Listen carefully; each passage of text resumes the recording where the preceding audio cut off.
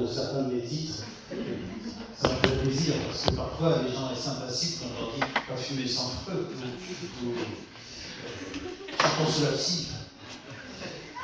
Alors, je n'ai pas du tout l'intention de vous faire une conférence, parce que c'est pas mon style, je préfère parler un peu librement de ma découverte de la psychanalyse et de ce qui peut vous interroger et vous intéresser dans cette discipline.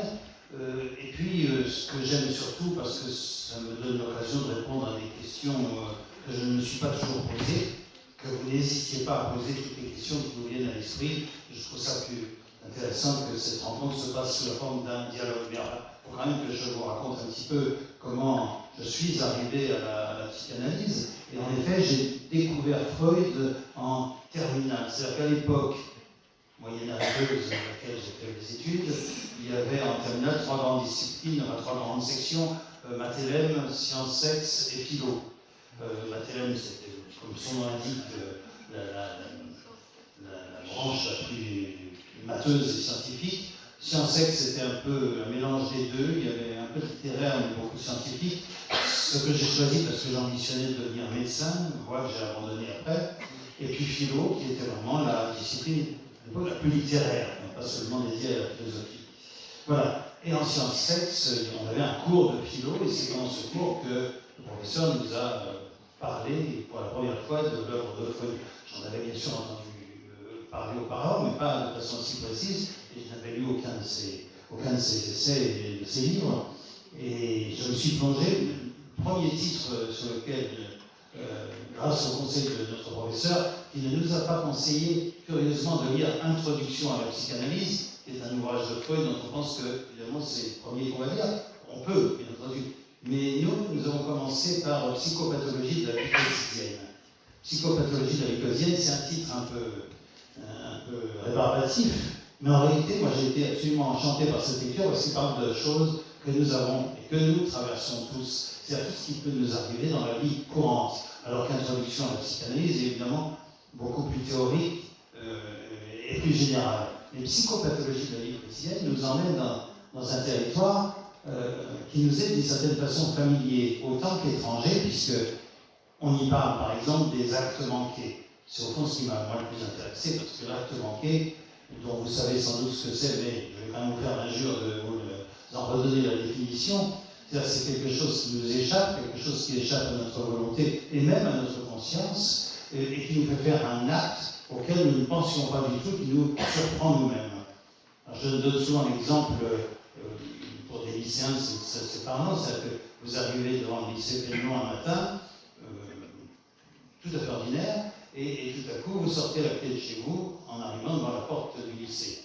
Une chose qui peut arriver. Mais aussitôt vous vous demandez qu'est-ce qui me prend, pourquoi est-ce que je fais ça? Alors évidemment il y a deux explications possibles, deux interprétations de cet acte manqué, puisqu'un acte manqué, ça veut toujours dire quelque chose. Ça s'appelle un acte manqué, en réalité c'est un acte réussi, puisqu'il donne la parole à l'inconscient. Et ce qui se passe quand vous sortez de cette clé, si toutefois ça vous est arrivé, c'est un exemple que j'invente alors, on ne sait jamais, mais vous sortez de cette clé, ça peut vouloir dire, sans que vous y pensiez seulement, ah, comme je suis heureux d'arriver au lycée Fénelon, j'y suis comme chez moi. Et puis la deuxième, qui va peut-être vous parler davantage, c'est ah, si j'étais en train d'entrer chez moi, ça serait plus agréable. Je vois que c'est celle-là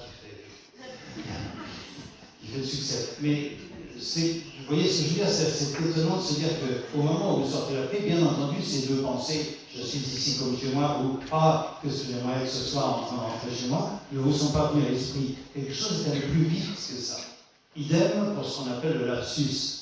Le lapsus qui est un acte manqué. Je vous parle de ça parce que c'est tout ce qu'il y avait dans ce livre, dans Psychopathologie de la vie quotidienne, et qui m'a vraiment tout de suite branché sur l'idée de l'inconscient, de la façon la plus anecdotique qui soit au fond.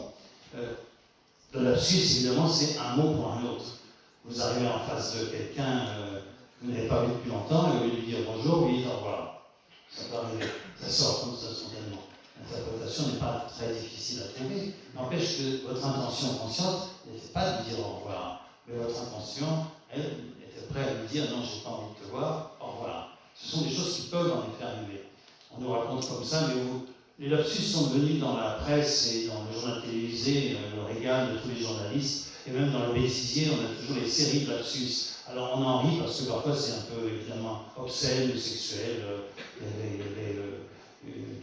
avait un opposant à la politique du gouvernement qui disait à ceux de son parti, il a voulu dire brandissez vos textes pour dire vous imaginez ce qu'il a dit à la place. Bon, évidemment ça s'est passé réellement ça. Donc évidemment dans la presse on s'en empare, surtout maintenant c'est enregistré, vous pensez bien, ça repasse en boucle. Mais c'est étonnant, qu'est-ce qu'il dit cet homme? Au lieu de dire brandissez vos textes, qui est une façon de dire montrer que vous n'êtes pas d'accord et que vous n'avez pas signé ce texte, au lieu de ça il dit brandissez vos sexes, qui est quand même une façon intéressante, non pas de faire de l'exhibitionnisme, mais peut-être de dire que le phallus que représente le vote, il faut le brandir. Donc, et que d'une certaine façon, il y a toujours une origine sexuelle à la plupart de nos actes, surtout de nos actes manqués. Voilà, ce sont des exemples qui sont amusants parce que tous ces lapsus qu'on entend, alors maintenant les gens disent un lapsus freudien. Le lapsus freudien, ça veut dire qu'on va l'analyser. Il n'est pas freudien, le lapsus. C'est un lapsus, c'est un trébuchement de notre inconscient qui profite d'un mot pour surgir et tout à coup, nous comprenons pourquoi nous l'avons dit. Parfois non, ça reste mystérieux. Pourquoi est-ce que je dis ça alors je voulais dire le contraire? Par exemple, souvent on dit le contraire de ce qu'on voulait dire. Est-ce qu'il y avait au fond de nous une intention justement négative qui là s'exprime librement, mais à nos dépens? Alors, je vais aller un peu plus vite parce que si j'en reste sur pathologie de la vie quotidienne, je peux encore en parler très très longtemps. Mais c'est pour vous dire que je suis entré dans la psychanalyse et dans mon intérêt et ma passion pour l'enseignement de Freud par ce livre-là qui me parlait de choses que j'avais évidemment traversées moi-même. Cette formule qu'on dit parfois « c'est plus fort que moi » ou « j'ai fait ça, c'était plus fort que moi », on peut se demander qu'est-ce que c'est que ce C apostrophe du « c'était plus fort que moi » ou « c'est plus fort que moi ». Évidemment, Freud dirait c'est le « ça », justement, le C apostrophe. Le « ça », c'est l'inconscient. Et quand on dit d'un acte qu'on a fait ou d'une parole qui nous a échappé, ça a été plus fort que moi, c'est toujours une façon de dire que c'est une manifestation de l'inconscient. Pour vous dire que la seconde chose qui m'a passionné dans la lecture de Freud, que j'ai démarré avec Psychopathos, mais que j'ai continué avec tous les autres textes, on va tous, soyons pas ambitieux, je ne suis pas sûr d'avoir lu tout Freud, même si c'était mon ambition. Il me sort toujours des textes inédits, des articles, ou la correspondance, il a écrit des milliers de lettres, donc je ne suis pas sûr d'avoir lu in extenso, enfin, j'en ai lu plus que la moyenne. Eh bien, ce qui m'a évidemment troublé dans cette classe de philo où j'apprenais ce qu'était la psychanalyse, la découverte de Freud, c'est évidemment la dimension de l'inconscient. C'est-à-dire que c'est quelque chose qui aujourd'hui encore pose problème. C'est-à-dire que c'est tellement scandaleux cette idée qu'il y a au fond de nous une force qui est peut-être bien plus forte que celle de notre conscience, de notre pensée cartésienne, quelque chose qui nous amène parfois à des choses extrêmement complexes, en tout cas qui agit en nous à notre insu. En somme, il y a quelque chose en moi qui est plus fort que moi. C'est tellement scandaleux qu'aujourd'hui encore, les adversaires de la psychanalyse sont nombreux, et je dirais même, pour ça que je suis assez heureux de m'adresser à des jeunes gens comme vous, en vous disant, surtout, continuez à vous intéresser aussi à la dimension de l'inconscient, de la clinique, de ce qui se passe de mieux. Et dans cette époque époque de rentabilité, d'évaluation, de rapidité, où on fait appel, dès qu'il y a des problèmes psychiques, à des méthodes comportementales qui sont parfois efficaces sur certaines pathologies, et qui sont une forme de dressage qui vise juste à éradiquer les symptômes que vous ressentez sans vous intéresser aux causes. Et je crois qu'il faut ne pas balayer évidemment ces nouvelles technologies, en particulier les neurosciences qui apportent beaucoup de choses positives, mais ces techniques de coaching, de comportementalisme, de cognitive, de sciences cognitives, ont aussi leurs limites, et ce serait dommage qu'elles fassent oublier qu'il y a en nous une autre dimension extrêmement riche et passionnante à explorer, qui s'appelle la dimension de l'inconscient. Alors, que dire de cette dimension? Dire que quand nous étions enfants, voire bébés, peu de choses étaient l'objet d'une censure pour nous. C'est-à-dire que quand on pense aux adultes que nous sommes devenus et aux enfants que nous étions, il y avait déjà beaucoup de choses qui qui existait en nous et que nous avons ensuite peu à peu, je dirais, refoulé, polissé, rendu civilisé. C'est-à-dire qu'un petit bébé n'a aucune inhibition ni à se montrer, à s'exhiber, à se toucher, à se masturber, à trouver très drôle de jouer avec ses excréments, à nager dans son pipi. Ce sont des choses qui non seulement ne lui dégoûtent pas, mais même provoquent en lui une certaine jouissance en lui, c'est-à-dire en nous. Nous avons tous, on a toujours pensé que l'enfant c'est un être étrange qui est loin de nous. Nous sommes tous d'anciens bébés, comme disait le ancien bébé, mais donc ce bébé qui est là, quelque part, au fond de nous, était beaucoup plus libre que nous dans l'expression de ses pulsions. Et puis est arrivée l'épreuve du langage, de l'entrée dans la parole, de l'entrée dans les règles sociales, et tout ça, peu à peu, s'est mis en veilleuse tout au fond de nous et a constitué le réservoir de notre inconscient, avec des pulsions parfois très violentes, parce que quand je dis ce joyeux bébé qui n'est qu'amour, risette et sourire, il a en lui des pulsions de destruction incroyables. Il suffit de voir s'acharner sur un jouet. Vous imaginez la même chose chez un adulte, c'est un massacre. Bon. Or, les pulsions qui sont à l'œuvre, elles sont très violentes. La facilité est là, l'amour aussi, bien entendu, la sensualité, parce que Freud a été très critiqué parce qu'il a parlé de la sexualité infantile.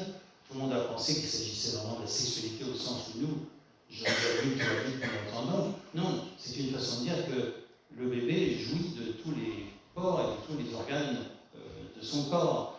Ça n'est pas centré sur son sexe, c'est une jouissance globale, mais très présente. L'enfant est très à la recherche du plaisir. Voilà, nous serons tous aussi, d'une autre façon, un peu plus centrés, évidemment, sur la pure sexualité phallique, comme on a dit après. Mais chez l'enfant, cette sexualité, elle existe. Et ça a été extrêmement choquant pour tous les contemporains de Freud. Mais quand on dit contemporain de Freud, aujourd'hui, encore, la pensée freudienne est souvent battue en brèche, est souvent scandaleuse. Et je dirais même que l'existence de ces nouvelles techniques est peut-être une façon pour notre société d'aujourd'hui d'exprimer ce que la société de l'époque de Freud faisait en censurant ce qu'il disait, en le critiquant d'une façon extrêmement violente, en lui interdisant d'enseigner dans certaines universités. Bref, c'est quelque chose qui est encore vivant aujourd'hui parce qu'en effet, Agnès Lyon le soulignait tout à l'heure, il y a dans la psychanalyse une dimension subversive. Il y a quelque chose qui vient battre en brèche l'ordre établi. Quand il faut reconnaître en soi des pulsions aussi archaïques, évidemment, on est très loin du rapport policé que nous pouvons avoir avec les autres, avec la société en général. Alors, j'étais parti de mon expérience, je vais continuer, mais quand après je perds le fil, évidemment, puisque je fonctionne en association libre, comme nous disons nous autres en psychanalyse, les pensées se suivent comme elles viennent, enfin, restons quand même sur le sujet, c'est le principal. Et vous me poserez des questions dès que j'aurai terminé de vous évoquer mon parcours. J'ai ensuite fait des études à la faculté de Nanterre. En mai 68, voilà que évidemment c'était la période idéale. C'est drôle parce que quand j'en parle aujourd'hui, évidemment j'ai l'impression de parler d'un moment historique. Nous, quand on vivait, évidemment on était dans l'actualité, c'était quelque chose d'extraordinairement festif. Ce qui a différencié, une petite parenthèse sur mai 68, différencié mai 68 d'autres révolutions ou révoltes étudiantes, c'est que c'était extrêmement joyeux et créatif. Souvenez-vous qu'il n'y a quand même pas eu un mort, pas un mort. Enfin, si un, c'était un coup de poignard dans c'est quand même extraordinaire, oui, mais je veux dire que c'est un fait divers, mais ce n'était pas dû spécialement aux événements de mai 68. C'est passé pendant mai 68. Il y a eu des blessés, bien sûr, parce que tout le monde parlait de la sauvagerie des CRS. Vous vous souvenez de ce fameux nom CRS, SS, tout le monde chantait ça dans la rue, mais tout ça restait quand même, je veux dire, joyeux, parce qu'il y avait des spectacles improvisés, il y avait tous les lieux de culture étaient investis dans les halles, disparues aujourd'hui, on mettait en scène des spectacles extraordinaires. Très bon souvenir, mai 68. Très bon souvenir. En plus, quelque chose a radicalement changé dans le rapport à l'enseignement et dans le rapport au monde que les jeunes avaient à cette époque-là. Alors donc, Nanterre en mai 68, indépendamment des événements, c'était aussi la rencontre avec les grands noms de la psychanalyse. Vous avez tous entendu parler de François Zotto, qui faisait des séminaires sur la psychanalyse d'enfants, passionnants, c'est-à-dire qu'on s'était beaucoup intéressé à la psychanalyse pour les adultes, et quand Françoise Dolto s'est mise à nous parler de ce qu'elle faisait des enfants, de la façon dont elle leur parlait, et même de la façon dont elle parlait aux nouveau-nés, alors on voit des expériences incroyables, elle s'adressait aux nouveau-nés comme elle aurait parlé à un jeune garçon d'un âge bien plus avancé. Elle lui disait des vérités sur l'histoire de sa famille, sur ce qui le rendait malade. Et on voyait des changements bouleversants et très spectaculaires chez des enfants qui pourtant n'étaient pas dans le langage.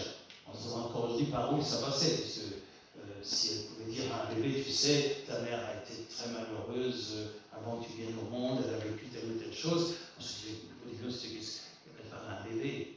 Eh bien, ça avait, surtout quand on voyait le regard de ce bébé qui tout à coup, si on lui parlait d'une façon différente. Il y avait quelque chose, il sentait qu'on s'adressait à lui et qu'on lui transmettait une vérité sur l'histoire de sa famille, sur ses origines, sur sa place dans la famille. Voilà, Dolto, Maud Manoni, qui avait créé un lieu pour les jeunes autistes, à Bonneuil, l'école expérimentale de Bonneuil. Lacan, il a tous entendu ou pas, je peux parler de Jacques Lacan, qui était le psychanalyste qui a complètement, non pas révolutionné, il n'aurait pas été d'accord avec ça, mais qui a repensé l'enseignement de Freud avec les disciplines qui étaient d'aujourd'hui et que Freud ne pratiquait pas, la linguistique, les mathématiques, la topologie, les choses, bref. Et surtout, la linguistique, parce que Lacan lui a mis l'accent vraiment de façon radicale sur la dimension du langage, puisque la psychanalyse, même du temps de Freud, est avant tout une pratique langagière, une guérison par la parole. On ne fait rien d'autre en tant que psychanalyste que d'écouter un discours, d'intervenir au moment, en principe, opportun et significatif, et faire changer quelque chose dans le destin de l'humain. Avec cette idée qui peut vous sembler peut-être curieuse aujourd'hui, c'est-à-dire que Dolto le radicalisait ça en disant que l'homme est fait de langage comme l'arbre est fait de bois. C'est-à-dire qu'avant même d'être un corps, nous sommes un corps pris dans le langage, dans la parole. Et que cette parole, elle nous constitue. Et que si dans une cure psychanalytique, on change quelque chose dans ce discours qui nous habite, on change aussi radicalement notre personnalité, notre destinée. Alors c'est encore une dimension dont encore une heure, ça suffira jamais. Je vous dis ce qui me vient à l'esprit, ce qui me semble important de vous transmettre pour votre psychanalyse. Bien sûr, je vais laisser de côté un tas de choses. C'est toujours en suivant mon parcours, psychanalyse, séminaire de Lacan, séminaire sur les dessins d'enfants. Dolto nous a appris à interpréter les dessins d'enfants de façon fabuleuse. C'est un traumatisme vécu par un enfant, elle le repérait immédiatement sur un dessin d'enfant. C'est là. C'était incroyable à voir. Elle avait aussi une façon, j'assistais à des séminaires où ensuite elle nous demandait de parler des cas d'enfants que l'on suivait. Alors évidemment, quand un jeune étudiant allait parler devant Dolto d'un cas que vous suivez, c'était quasiment impossible, d'autant qu'elle était un peu raide dans ses interventions. C'est pas du tout la bonne grand-mère qu'on nous présente aujourd'hui, la bonne grand-mère de la psychanalyse, Françoise Dolto. Elle était dure. Et même avec les enfants, c'était extraordinaire. On ne leur parlait pas du tout comme à des enfants. On n'était pas là pour rigoler ni pour faire des guillis, c'était vraiment aller droit au but.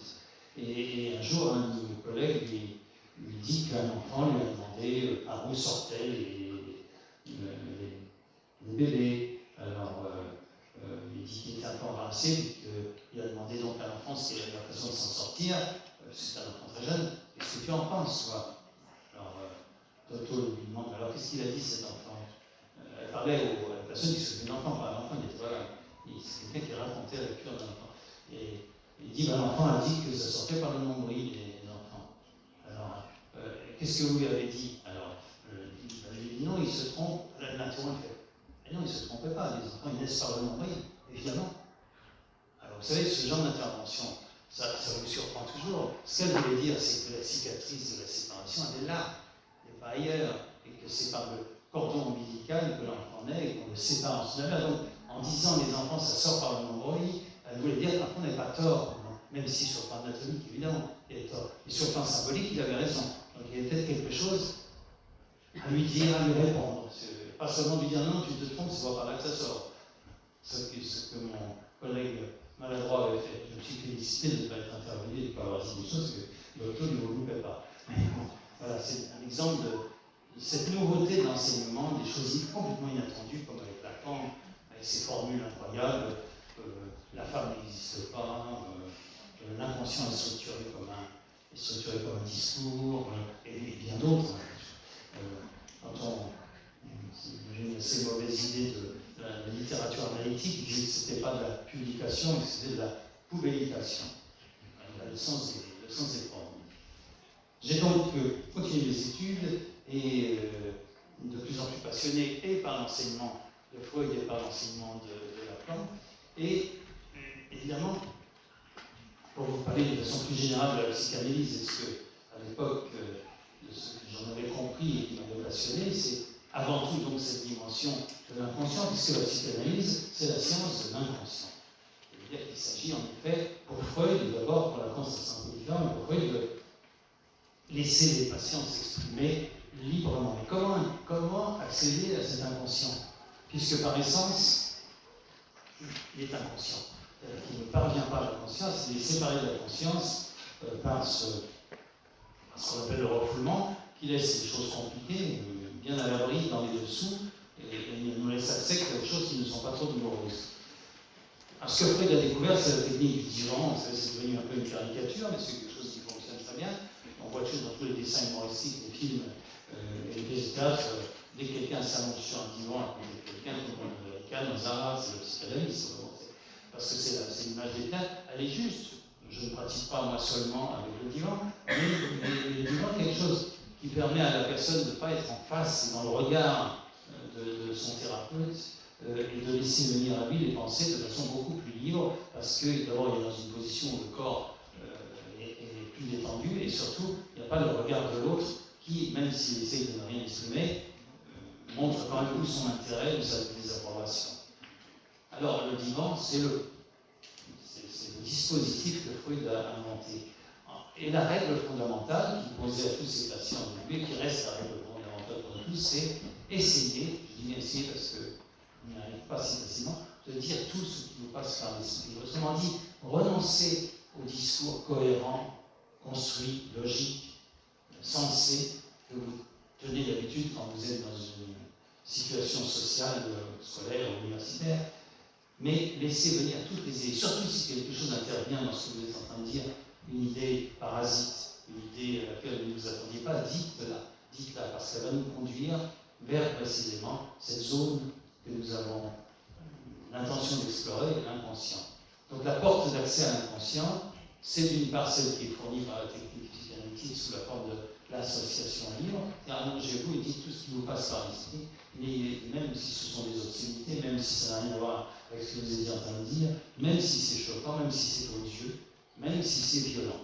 Alors évidemment, peu de patients y arrivent tout de suite parce que c'est pas facile de laisser venir et de laisser mettre en parole ce qu'on ressent parfois de très violent ou très compliqué ou très sexualisé, mais c'est une des voies d'accès à la conscience. L'autre voie d'accès à la conscience sont les rêves, évidemment. Et Freud a écrit un livre extraordinaire sur l'interprétation des rêves, où il nous explique, je vais aller un peu vite, mais parce que c'est vite, l'interprétation des rêves, c'est ce qu'il a mis en valeur. Et jusqu'à présent, tout le monde pensait que les rêves, c'était juste une sorte de déchet de la pensée, des choses qui venaient dans tous les sens, qui n'avaient aucun sens, et qu'il fallait juste comme ça que l'esprit se charge de ses tensions de la journée. Freud nous a dit une chose beaucoup plus radicale. Il dit que tout rêve exprime un désir caché. Tout rêve exprime un désir caché sous la forme d'un rébut qu'il va falloir déchiffrer. C'est assez extraordinaire comme idée, parce que je rêve d'un chose, pourtant il nous arrive souvent de rêver du contraire de ce qu'on désire, ou dans un rêve de tuer parfois des personnes qu'on aime, ou de faire des choses qui nous semblent tellement étrangères à nous-mêmes. Et si on se dit, mais il y a forcément dans ce que je viens de rêver quelque chose, un désir inconscient qui s'est réalisé, ça devient absolument passionnant.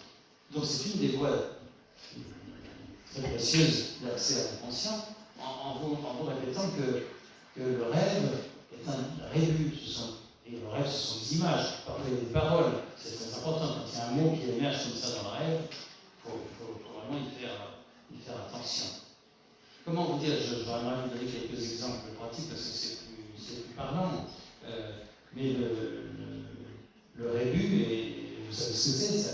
Vous mettez côte à côte chacune des images et le mot qu'elle représente, la syllabe ou la lettre, et vous allez trouver une phrase. Je caricature un peu, mais le rêve, c'est ça. Si vous mettez en équation toutes les images du rêve, vous allez trouver la phrase qui signale le désir qui est à l'œuvre dans ce rêve. Je peux vous faire j'ai assez parlé de moi dans certains livres pour pouvoir faire quelques confidences qui ne sont pas si intimes que ça, mais puisque je cherche un exemple, j'en ai trouvé un chez moi. De toute façon, quand les historiens se sont penchés sur la biographie de Freud, sur les rêves qu'il décrit dans son livre, il raconte les rêves en disant que ce sont des rêves de ses patients. En réalité, on sait que 90% des rêves que Freud analyse dans l'interprétation des rêves sont des rêves qu'il a fait lui-même. C'est pour ça qu'il a décidé de passer pour les interpréter. Je me souviens, puisqu'on parle d'un mot qui signifie quelque chose, j'ai fait un rêve quand j'avais. C'est un rêve qui revenait régulièrement et dans lequel il y avait un poisson avec des épines dans tous les sens, dont je cherchais le nom, même dans le rêve. C'est une époque où je n'avais pas encore fait mon analyse moi-même et où je m'interrogeais beaucoup sur mes origines. Pour ceux qui ont lu Un secret, c'est un thème que je développe dans ce livre où je raconte comment ma famille m'a caché jusqu'à l'âge de très longtemps nos origines juives, parce qu'il s'était passé des choses suffisamment horribles pendant la Deuxième Guerre mondiale pour que je choisisse de ne pas en parler, mais c'est quelque chose qui me travaillait en permanence à mon insu, parce que ça aussi c'est une des découvertes de la psychanalyse. Ce qu'on ne nous dit pas, ce qui nous est caché, nous parvient tout de même d'une façon ou d'une autre, sous une forme cachée, sous la forme de symptômes qu'on peut développer, sous la forme de malaise, d'angoisse. Quand quelque chose nous est caché, nous en savons toujours quelque chose, je vais dire à notre insu. Ben, ce mot que je cherchais dans ce rêve à répétition, c'était la rascasse. La rascasse, ce fameux poisson. Sauf que dans la rascasse, il y a la race qui casse. Et il y a quelque chose qui me parlait à mon insu de cette difficulté des origines juives, de ce que ça avait provoqué évidemment dans l'histoire de ma famille. Et bien, dans le rêve, ça se symbolisait et je ne devais rien en savoir. Donc le rêve, mon inconscient avait choisi de faire de ce rêve l'image de ce poisson qu'on ne peut pas toucher, qu'on ne peut pas toucher au secret de famille d'ailleurs, et qui s'appelle un rascasse. Voilà. Pour vous donner un exemple de ce qui peut surgir quand on analyse un rêve. Alors, si on veut laisser un tout petit peu de temps, parce que votre famille a quoi, 4 heures? Je sais pas, 4 heures. Oui, peut-être le temps des questions. Ah oui, alors c'est un peu frustrant pour vous, comme pour moi, mais je ne peux pas le temps. Mais pour vous dire quand même que c'est vraiment quelque chose de fondamental que de savoir que nous sommes le produit d'une histoire familiale. Je tiens à là-dessus parce que c'est autre chose. Ça touche à ce qu'on appelle le transgénérationnel. C'est-à-dire que chacun de vous, chacun de nous, évidemment, je suis compris dans l'eau, nous sommes les bourgeons, moi c'est déjà un peu plus la branche que le bourgeon, mais les bourgeons d'un arbre qui a une longue histoire et dont nous sommes à l'extrémité. C'est-à-dire que tout ce qui s'est passé avant notre venue au monde a une importance pour nous. Non seulement une importance pour nous, mais c'est pas seulement une importance historique, comme font les recherches généalogiques, mais aussi une importance psychique et une importance dans notre construction. Un secret de famille, par exemple, puisque c'est quelque chose dont on a touché personnellement, c'est quelque chose qui circule de génération en génération et dont nous pouvons être des héritiers. Mais nous sommes tous des héritiers d'une histoire familiale. Nous sommes tous des héritiers de secrets de famille. Toute famille, pour faire un mauvais jeu de mots, secrète des secrets. Parce que le secret de famille, le moteur du secret de famille, c'est quelque chose d'assez simple et pathétiquement humain. C'est la honte, la tristesse, le deuil, la culpabilité. Quelle famille n'a pas traversé des événements qui ont provoqué ce genre d'émotions et qui ont amené à créer des enclos de secrets comme ça? Et bien tous qui arriveront après, nous en avons des échos. Alors pas toujours, c'est un secret qui s'enracinait dans la Deuxième Guerre mondiale, ou quelque chose d'extrêmement spectaculaire, mais il y a plein d'autres secrets de famille qui qui ont des effets sur ceux qui suivent. De toute façon, l'histoire même familiale, même sans secret, a un effet sur vous, et un effet pas toujours conscient. Ce qui est important, je termine là-dessus, c'est de repérer ce qui peut faire signe que nous avons quelque chose dans notre histoire familiale qui nous a atteint. Ce sont trois choses. C'est la répétition, on n'en a pas toujours conscience, mais on peut être amené à répéter des choses qui se sont passées dans l'histoire familiale, à notre insu, et il se trouve que ce n'est pas complètement à notre insu, puisque quelque part, ça nous travaille, comme moi, la rascasse, et cette histoire familiale peut nous amener à répéter des éléments de l'histoire familiale sans en avoir conscience. C'est des répétitions qui parfois ont des effets, mauvais effets, sont sur des échecs, des accidents, des répétitions, parfois somatisation. Parce que ça aussi, il faut le savoir, la psychanalyse nous l'a appris, le symptôme, c'est-à-dire que quand quelque chose ne peut pas se dire, ne peut pas s'exprimer, c'est le corps qui parle à la place, en fabriquant des maladies, des symptômes, des affections physiques. Et puis le troisième risque aussi, c'est l'inhibition. Quand on sait que c'est difficile de dire quand on sait à notre insu. Un savoir insu, évidemment, c'est un peu contradictoire. N'empêche que c'est comme ça que ça fonctionne l'inconscient. C'est un savoir insu. Et la psychanalyse nous apprend à savoir insu pour qu'il soit plus insu. Voilà. Mais la troisième dimension, c'est l'inhibition. Quand quelque chose dans notre famille a été suffisamment douloureux pour que personne ne nous en parle, on peut être amené, nous aussi, à en recevoir ce silence comme un interdit de savoir. Et l'interdit de savoir, ça peut provoquer une inhibition. Je n'ai pas le droit de savoir, je n'ai pas le droit d'apprendre. Ça peut même aller jusqu'à des difficultés scolaires. Je n'ai pas le droit d'apprendre. Je sais qu'en ce qui me concerne, puisque je suis mon meilleur exemple, je suis le sujet d'étude que je connais le mieux, après toutes les années d'analyse que j'ai faites moi-même pour devenir psychanalyste. Mais j'ai eu par exemple des symptômes qui sont, fort heureusement, je m'en suis bien sorti, mais j'avais une inhibition par rapport à l'histoire. On m'avait tellement caché de choses sur mon histoire que je n'arrivais à retenir aucune date, ni aucun événement historique. Ceci dit, aujourd'hui encore, à part 1515, 1789, pas sûr de pouvoir dire d'autres dates. Mais il y a quelque chose qui est un petit symptôme léger, c'est pas très grave, hein, mais c'est quand même un signe qu'il y avait une sorte d'inhibition à savoir quelque chose sur l'histoire en général, parce qu'il ne fallait pas que je sache quelque chose de l'histoire familiale. Bon voilà, je vais vous laisser poser quelques questions, sinon ça sera plus sans oui. Vous voulez votre prénom, que ce soit moins anonyme. Charlotte. Charlotte. Dans votre livre, Un secret, que du coup j'ai lu, voilà. Est-ce que c'est justement, vous parlez justement de l'inhibition, non? De l'inhibition? Oui. Oui, sûrement. Le narrateur, assez proche de moi d'ailleurs, est quelqu'un d'extrêmement inhibé. Oui. Du coup, tout le point, si j'ai bien compris, c'était justement ce secret familial et qui, du coup, a impacté inconsciemment un peu le personnage principal. Là? Le personnage principal. Oui, bien sûr, non, vous avez raison, mais c'est pour ça que je dis que je connais bien le sujet. Je ne l'ai pas caché dans un secret, puisque même dans le livre à l'intérieur du roman, je mets mon nom de famille, donc on sait que c'est un peu de moi dont il s'agit. Mais bien entendu, le travail que j'ai pu faire sur mon histoire, la psychanalyse aussi, m'a aidé. Ce livre, Un secret, qui raconte donc l'histoire de ma famille et comment ça a impacté, comme vous dites justement, ma propre histoire. Il a fallu sortir de ça, et ce livre, je n'aurais pas pu l'écrire si je n'avais pas fait mon livre d'une analyse personnelle, qui m'a permis de retrouver aussi et de faire éclater le secret familial. Bonjour, Luis. Paul interprète beaucoup les rêves. Et je me suis toujours demandé comment est-ce qu'il interprétait les rêves lucides, le fait qu'on puisse contrôler ses rêves. Les rêves, pardon? Lucides. Le fait qu'on puisse contrôler ses rêves, comment il interprète? Les rêveries éveillées? Non, les rêves lucides, c'est qu'en fait, on dort et on contrôle son rêve. C'est-à-dire qu'on arrive à. D'accord. Oui, c'est une technique. Hein. C'est une technique qui s'apparente aussi à, à la méditation, à ce qu'on appelle ces techniques de relaxation aussi, et de rêve dirigé. Oui. Mais quel est le rêve dirigé amène à une découverte de l'inconscient, quelque chose de notre désir. Ce qui est surprenant dans le rêve, puisque dans le rêve dont vous parlez, on conduit nous-mêmes notre rêverie.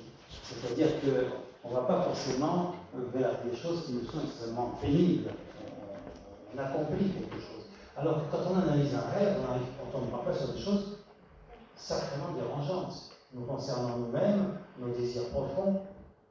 Et la psychanalyse, justement, permet d'être à l'aise, non pas à l'aise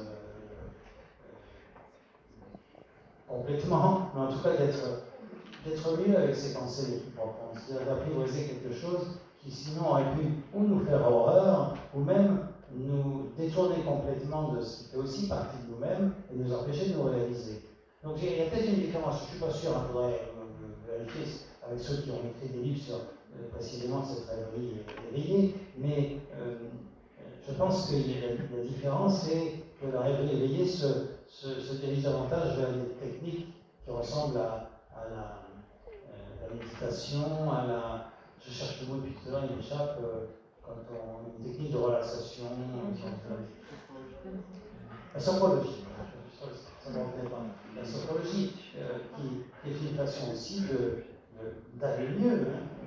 Mais ce qui est paradoxal avec la psychanalyse, c'est que dans un premier temps, l'objectif n'est pas d'aller mieux, c'est de se confronter à quelque chose de difficile, de vraiment difficile, et qu'on a du mal à repérer en soi.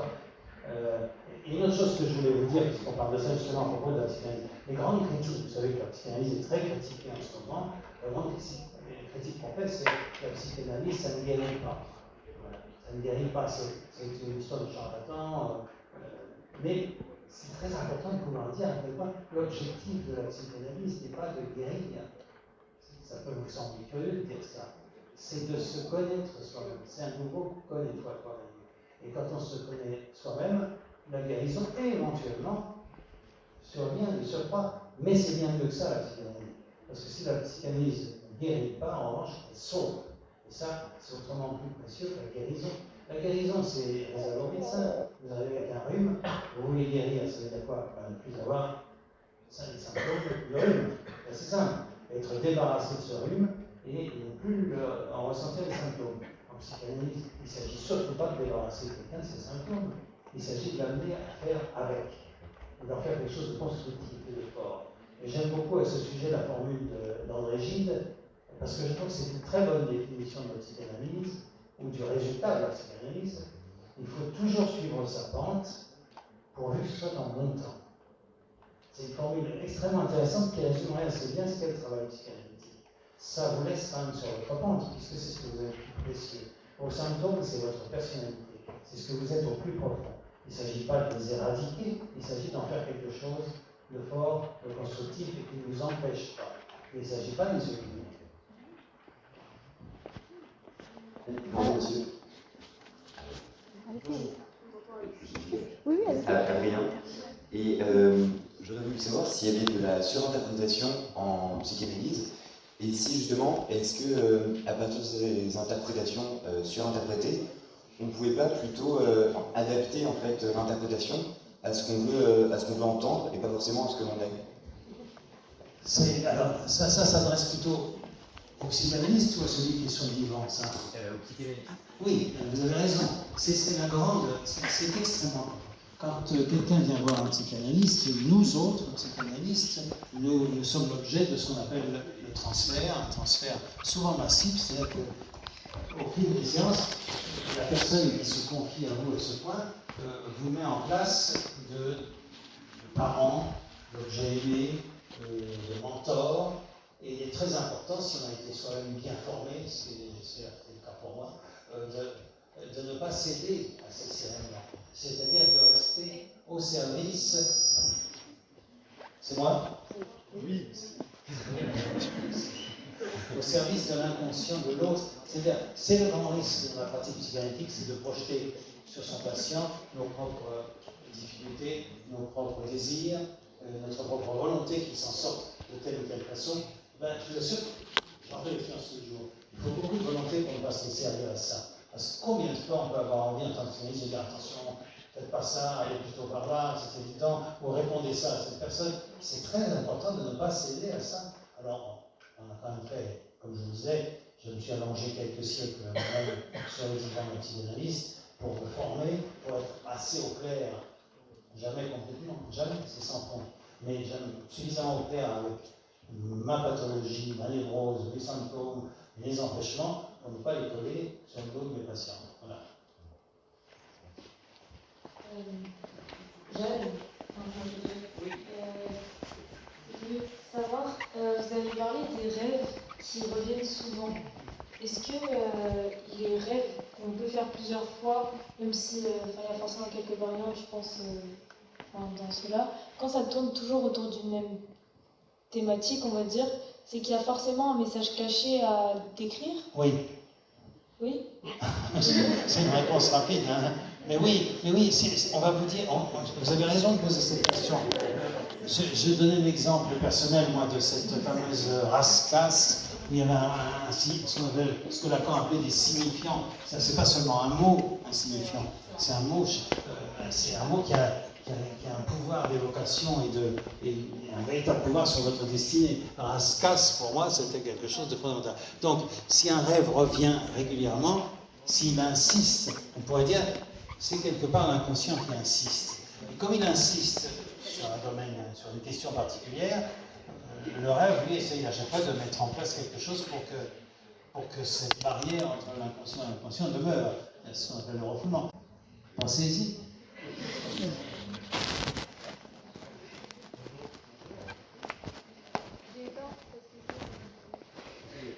C'est bon. Je suis Foucault. Vous aviez parlé des rêves qui vont à l'encontre de nos désirs, enfin qui semblent contraires à nos désirs. Est-ce que forcément... Oula. Forcément, c'est des désirs qui nous sont montrés, ou est-ce que ça peut être autre chose? Ça peut être, vous disiez que parfois ça peut être des relis et des rébus, et donc ça peut faire partie d'un message plus complet, ou d'une vérité qu'on veut nous cacher, et donc c'est pas vraiment un désir qu'on veut accomplir, mais plus quelque chose qu'on... Oui, mais c'est assez... Alors, c'est parce que quand on veut être vraiment freudien de façon radicale, on entend le message de Freud qui lui, alors, pour lui, il n'y a aucun doute. Tout rêve est réalisation du désir du rêveur lui-même, évidemment. Mais c'est très riche et ça s'avère la plupart du temps. Mais ça peut, évidemment, ça peut être autre chose. Il y a des fois où, en effet, dans le rêve, ce qui se produit est tellement loin de ce qu'on peut désirer qu'on peut se demander si, en effet, là, il s'agit bien d'une réalisation de désir. Mais si vous tuez quelqu'un dans un rêve, quelqu'un que vous aimez, ça ne veut pas dire que la réalisation du désir, c'est le désir tuer ce quelqu'un. On peut, d'ailleurs, quand je dis tuer, Lacan vous dira tuer ce quelqu'un, tu es ce quelqu'un, c'est le désir d'être cette personne. Oui, ça peut aller vite, hein. Mais surtout ne pas se hasarder à jouer à ce jeu si les associations, les patients ne vont pas dans ce sens. Vous connaissez l'inconscient. Donc, il y a plusieurs interprétations possibles, mais c'est l'analysant, celui qui est celui-là, qui en possède la clé véritablement. Là aussi, on parlait tout à l'heure de la tentation que peut avoir le psy d'intervenir pour dire faites pas ça. Ça peut arriver. Parfois, c'est très salutaire, mais c'est extrêmement rare. Mais on peut aussi avoir la tentation d'interpréter à sa place. Et là, on risque de... C'est pour peu qu'on ait envie de tuer quelqu'un, de dire « Ah, c'est vraiment un désir de tuer quelqu'un ». On a le droit d'avoir envie de tuer quelqu'un. On n'a juste pas le droit de le faire. Bonjour, je m'appelle Clémence, c'est bon. Vous parliez de Françoise Dolto et du fait que quand elle parle à des tout petits enfants, elle utilise des mots qui seraient plutôt utilisés avec des enfants d'un âge plus avancé. Et moi je voulais savoir, sans que ça soit pour autant une question de guérir, parce que vous me disiez que le rôle de la psychanalyse c'est pas de guérir, mais est-ce que ce serait un moyen de prévenir justement le fait que le son ne comprenne pas profondément? Oui. Non, mais prévenir, c'est très bien. D'ailleurs, mieux vaut prévenir que guérir. On est bien d'accord. Oui, évidemment que ça peut choquer quand je dis la psychanalyse, c'est pas fait pour guérir. Mais c'est parce que on lui reproche tellement. Il y a des gens, ils sont en analyse depuis 10 ans, ils ne sont vraiment pas guéris. Qu'est-ce qui permet aux gens de dire qu'ils ne sont pas guéris? Sauf si vraiment ils ont un entonnoir sur la tête depuis 10 ans. Vous dire quand même quelque chose qui ne va pas. Mais c'est pas du ressort de la psychanalyse, de la psychiatrie lourde. Mais c'est l'idée qu'il y a au-delà de l'aspect thérapeutique de la psychanalyse, un aspect art de vivre, un aspect connaissance de soi-même. Souvent, il y a des gens qui peuvent dire, on l'a dit à moi, ah, t'es en psychanalyse depuis des années, mais sous-entendu, t'es toujours pas guéri. À qui on a envie de répondre, mais toi, tu fais du yoga depuis longtemps, mais quand il s'agit que ce symptôme ne soit pas écrasant, ne soit pas inhibant, ne soit fécond.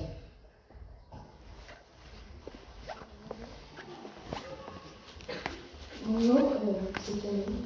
Est-ce que le fait qu'on ne se souvienne pas de nos rêves, est-ce que ça peut s'analyser ou pas, ou c'est vraiment juste qu'on se souvient de nos rêves quand même?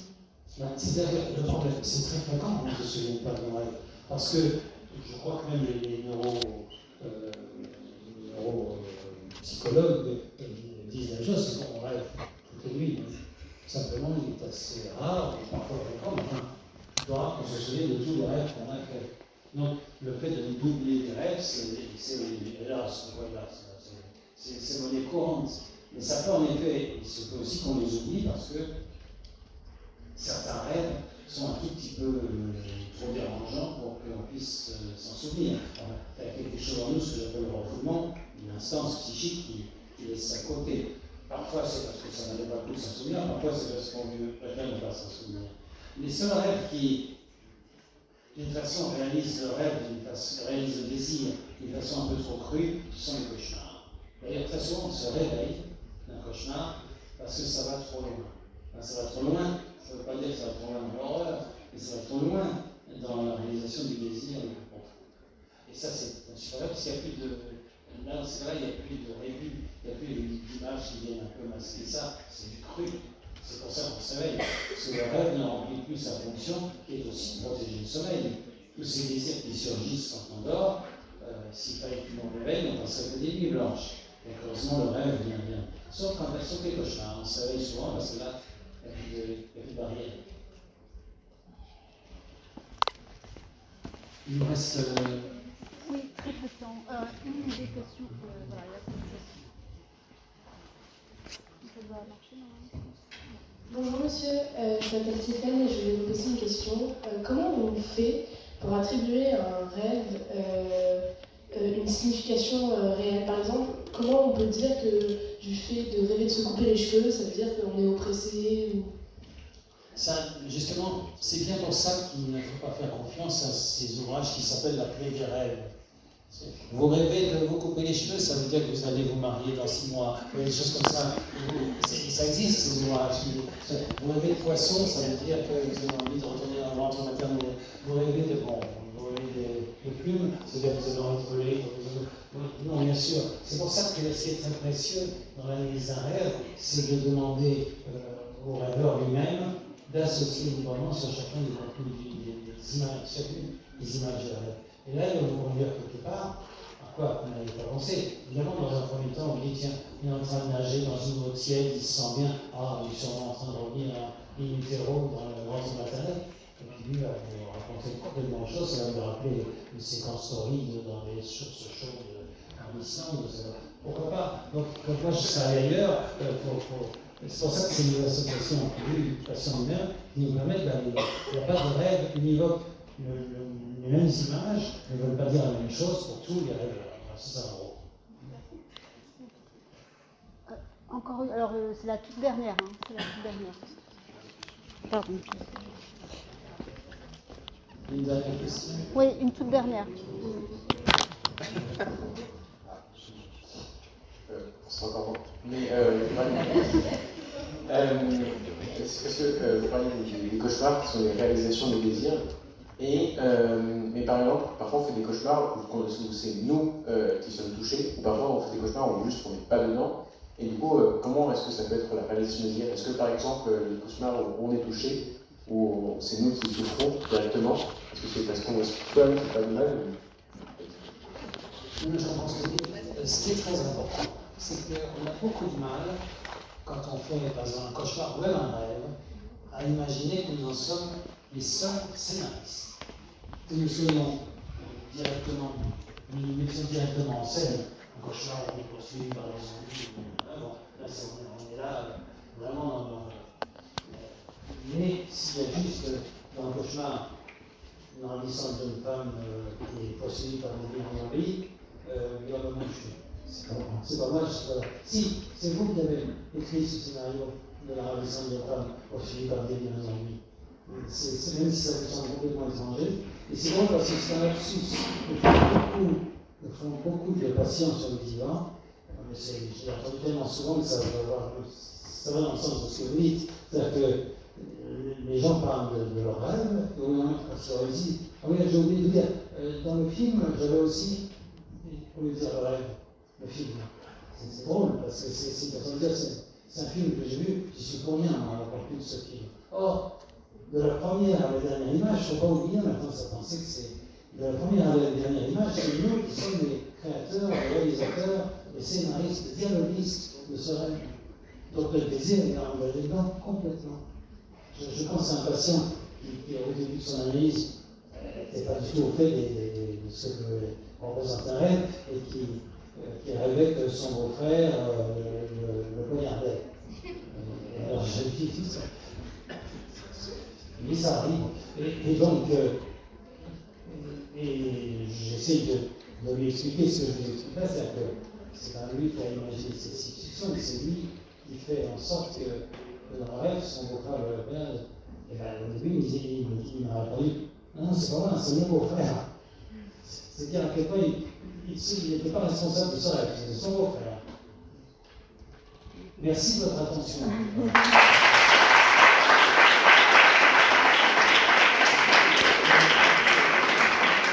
J'ai pas été aussi rigoureux.